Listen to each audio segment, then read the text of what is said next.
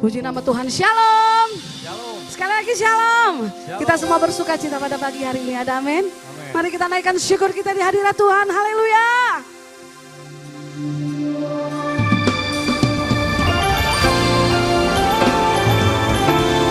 Sebab kau sungguh baik Tuhan. Ku tak akan berhenti memuji, meninggikan namamu selalu, menari, memuliakanmu, dibebaskan, dibangkitkan, hidup yang kau beri dan kini hanya untukmu.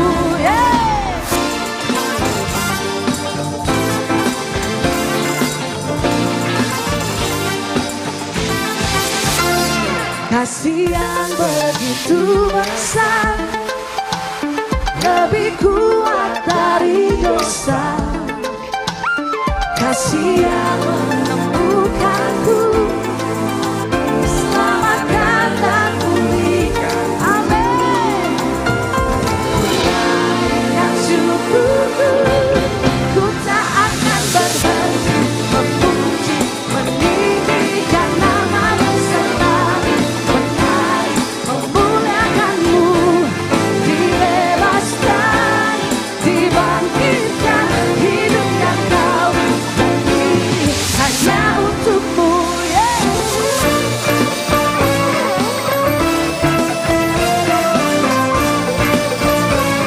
Mari sama-sama katakan, kasih yang begitu besar, lebih kuat dari dosa.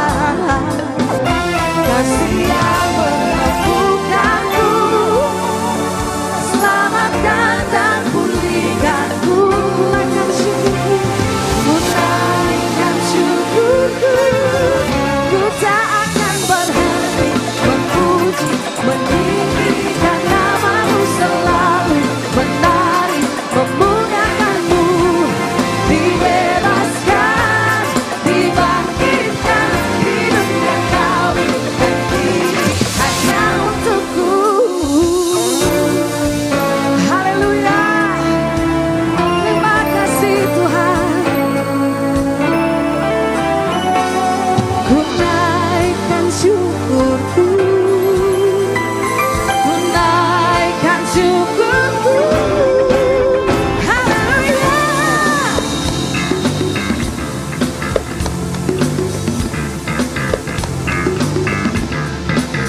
Terima kasih Tuhan.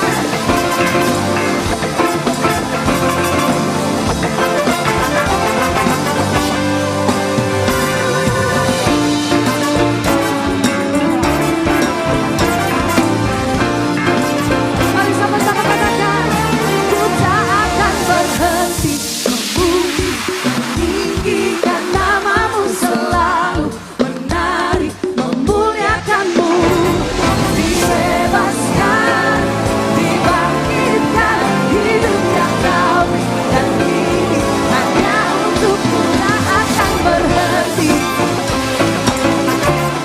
meninggikan namamu, dibebaskan, dibangkitkan, hidup yang kau beri dan kini hanya untukmu. Hidup yang kau beri dan kini hanya untukmu. Haleluya. Sebab ialah satu-satu alasan untuk kita ada di tempat ini. Amin. Amin. Haleluya.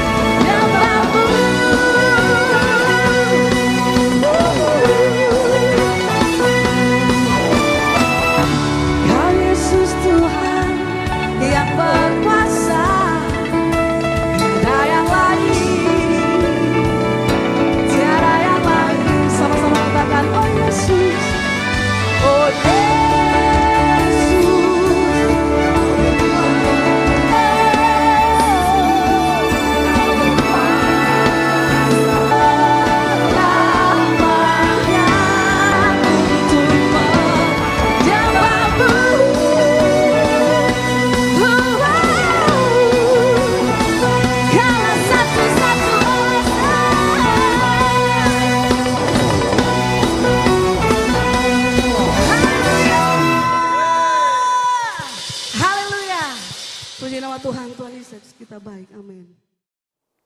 Selamat pagi Bapak Ibu yang dikasih dalam Tuhan. Sebelum kita memulai kebenaran firman Tuhan kita pada pagi hari ini, mari kita berdoa.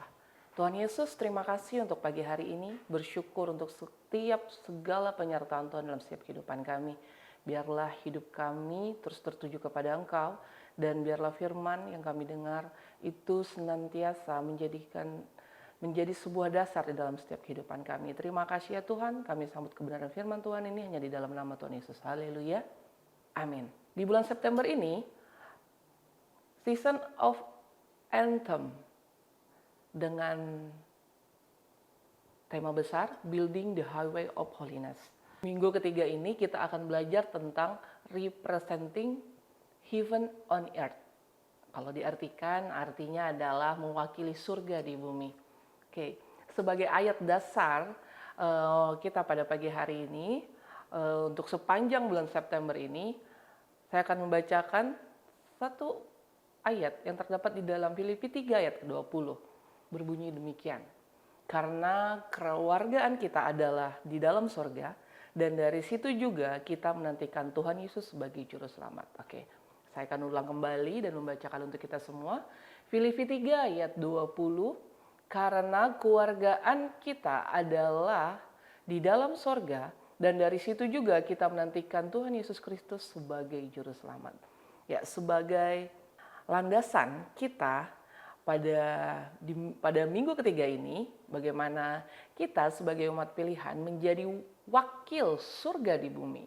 Ya, di minggu pertama mungkin Bapak Ibu semua sudah belajar bagaimana kita belajar tentang focusing of heavenly things, di mana kita sebagai umat pilihan berfokus pada perkara surgawi. Dan di minggu kedua kita belajar tentang storing treasure in heaven, menyimpan harta di surga. Bagaimana kita sebagai umat pilihan yang ada atau menjadi perwakilan kerajaan surga yang ada di bumi ini, kita menyimpan harta kita di surga. Dan di minggu ketiga ini bagaimana kita sebagai umat pilihan menjadi wakil surga di bumi. Ya, kita akan sama-sama membaca ayat dasar pada pagi hari ini yang terdapat dalam Efesus 2 ayat 19. Demikianlah kamu bukan lagi orang asing dan pendatang, melainkan kawan sewarga dari orang-orang kudus dan anggota-anggota keluarga Allah. Bapak Ibu, di dalam surat Rasul Paulus yang Rasul Paulus tulis kepada jemaat di Efesus, pada saat itu Rasul Paulus ingin menjelaskan identitas kehidupan yang harus dijalani oleh warga kerajaan Allah di Efesus. Keserupaan, segambar dengan Allah, kembali diingatkan kepada orang-orang yang telah ditebus oleh darah Kristus. Pemulihan keserupaan dengan Allah menjadikan warga kerajaan mampu mengasihi Tuhan dan sesama. Jadi tujuan Rasul Paulus adalah agar umat yang ditebus, agar jemaat yang ada di Efesus mengerti bahwa setelah hubungan itu dipulihkan, kita seharusnya menjadi serupa dan kita bisa mengasihi Tuhan dan sesama. Mereka bukan lagi orang asing atau pendatang dalam hidup berjemaat, dalam bergereja, dalam bersekutu. Tidak ada lagi perasaan dikucilkan atau direndahkan. Melainkan jemaat yang ada di Efesus menjadi satu keluarga kerajaan Allah yang diterima dengan sukacita dan hidup dalam kebenaran. Hidup dalam kebenarannya seperti apa? Mengampuni, mengasihi, menghibur dan menguatkan, serta saling menopang dan memberkati. Inilah yang mau Rasul Paulus ajarkan bagi jemaat yang ada di Efesus. Persekutuan ini bukan sesuatu yang akan hanya terjadi di surga nanti, tetapi bagaimana kita memulai persekutuan ini di muka bumi ini. Dan melalui hubungan kasih satu dengan yang lain, membuat kita bisa memiliki hubungan kasih yang erat satu dengan yang lain. Rasul Paulus pun mengingatkan bahwa Roh Kudus pun bekerja membantu warga kerajaan untuk menyatakan dan mewakili surga di bumi. Dan pastinya kita menjadi persekutuan yang saling mengasihi dalam sebuah panggilan. Jadi Bapak Ibu, Rasul Paulus ingin mengingatkan dan menekankan bahwa pentingnya tentang identitas kita sebagai warga kerajaan surga dan bagaimana kita hidup untuk mewakili surga di bumi. Oke Bapak Ibu, ada dua identitas orang percaya sebagai perwakilan surga di bumi. Yang pertama, yang harus kita pahami adalah kita berwarga negara kerajaan Allah. Wah, kok sepertinya kita pede banget ya untuk menyatakan bahwa kita adalah warga negara kerajaan Allah. Tapi Bapak Ibu, mari kita sama-sama kembali membaca ayat yang tadi di awal dikatakan, demikianlah kamu bukan lagi orang asing dan pendatang, melainkan kawan sewarga dari orang-orang kudus dan anggota-anggota keluarga Allah. Dikatakan kamu bukan lagi orang asing dan pendatang.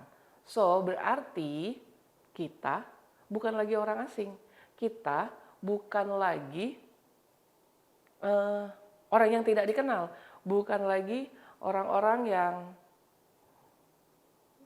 tidak mengetahui identitasnya. Tetapi Rasul Paulus ingin mengingatkan kepada jemaat di mana bagi orang-orang non-Yahudi pada saat itu,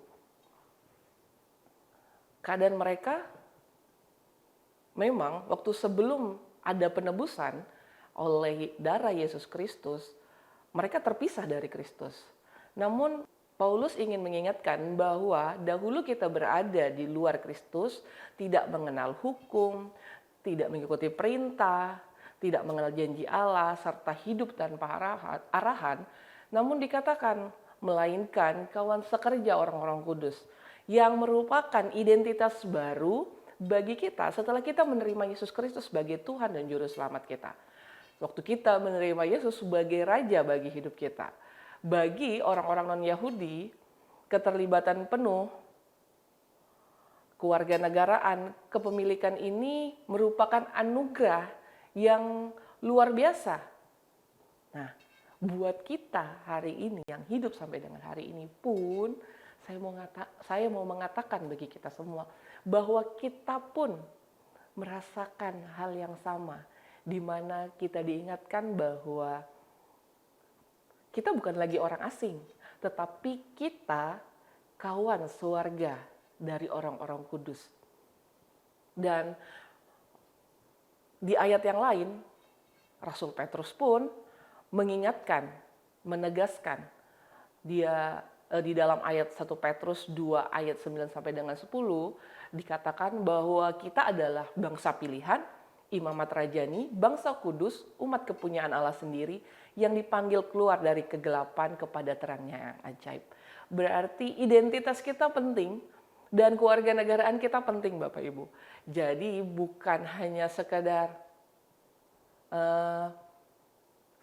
slogan, tapi bagaimana kita harus memahami dan mengerti bahwa kita adalah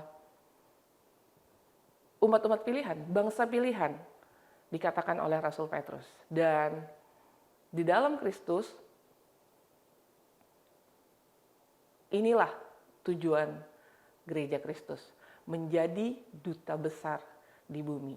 Yang kedua yang kita harus pahami adalah kita adalah anggota keluarga Allah. Paulus juga mengingatkan bahwa kita adalah anggota keluarga Allah.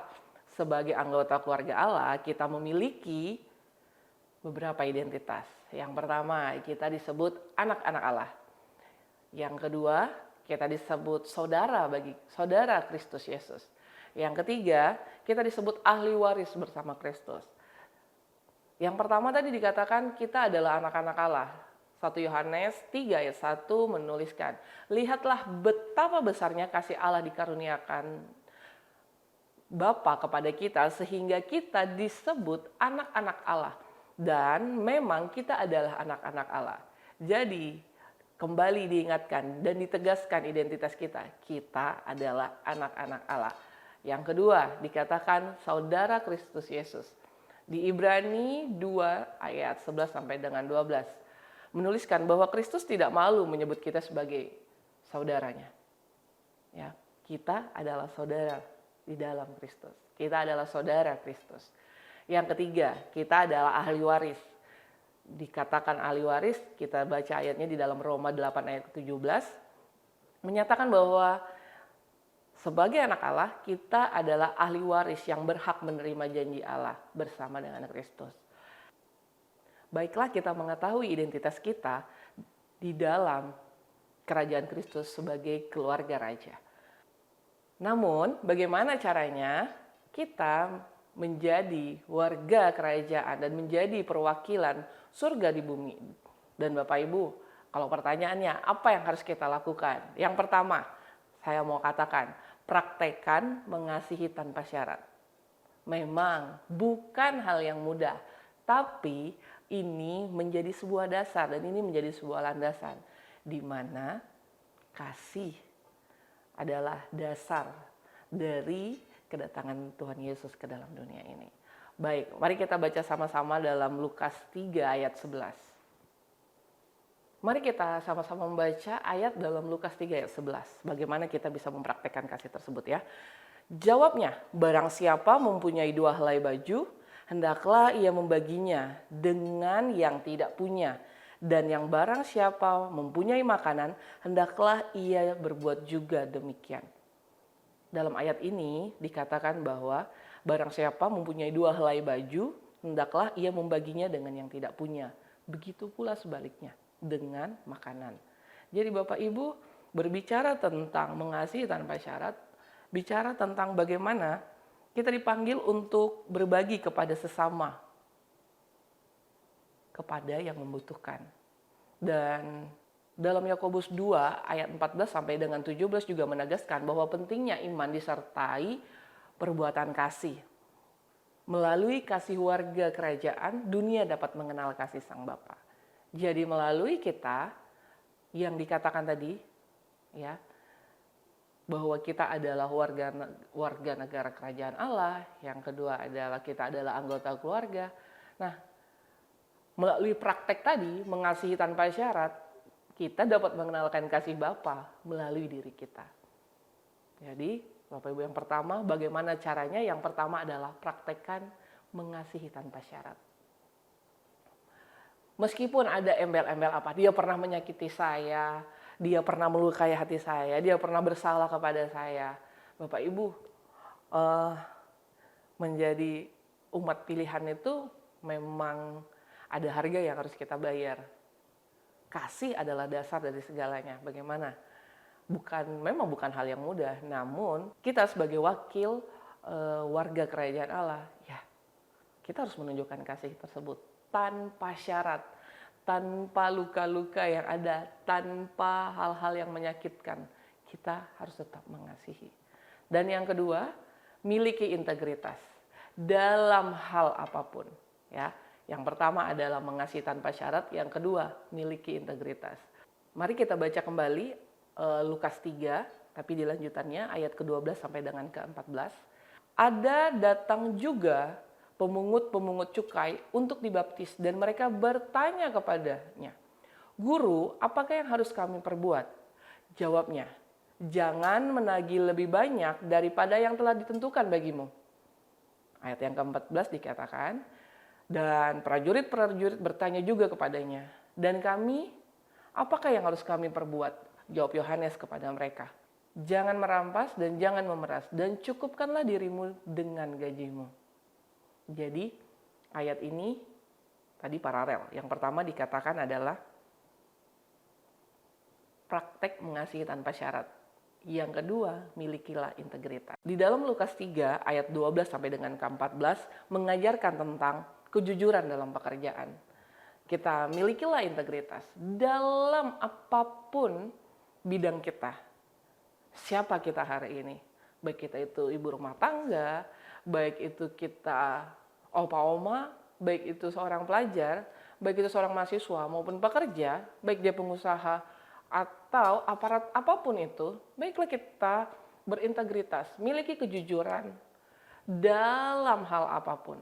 Jadikan integritas sebagai gaya hidup kerajaan Allah. Di dalam Kolose 3 ayat 23 pun, Rasul Paulus menasihati agar segala sesuatu dilakukan dengan segenap hati, seperti untuk Tuhan, bukan untuk manusia. Jadi Bapak Ibu, cara menjadi warga kerajaan dan menjadi perwakilan surga di bumi, yang pertama, praktek mengasihi tanpa syarat. Yang kedua, milikilah integritas dalam hal apapun. Jadikan integritas gaya hidup kerajaan Allah.